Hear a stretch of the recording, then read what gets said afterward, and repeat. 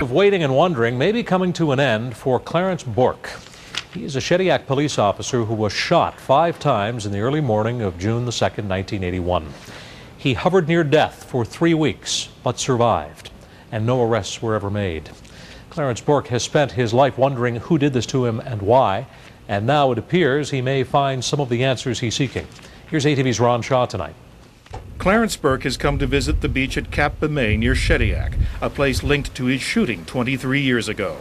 The morning after Bourque was shot, cottager Dallaire Legier looked out the window. And I got up in the morning, I went to bring the blind up, and I saw the police car in the water. Legier and his son began taking these photos of the scene and called police.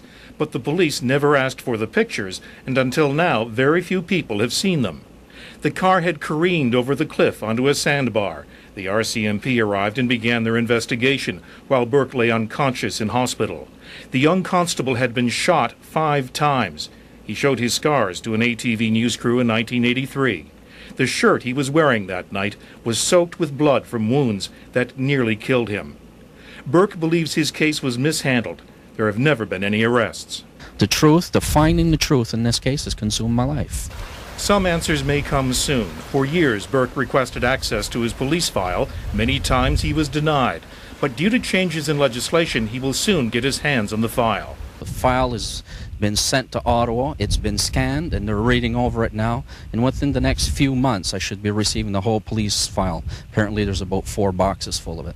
Last fall, he revisited the place where he was shot outside a Shediac school, showing where he pursued and scuffled with the man who shot him.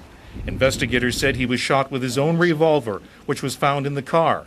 Bourque has never believed that. Was never sent to ballistic, that revolver, and it was so rusted and so seized that it could never have been cleaned and test fired. Bourque has always maintained that police bungled the investigation. He says the crime scene was never properly secured, something he says these pictures might help prove.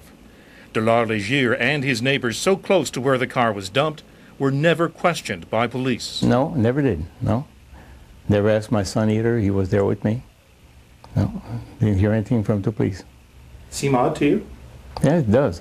Bourque anxiously awaits the release of his file, hoping the contents will help him finally find peace of mind. In Cap Bemay, Ron Shaw, ATV News.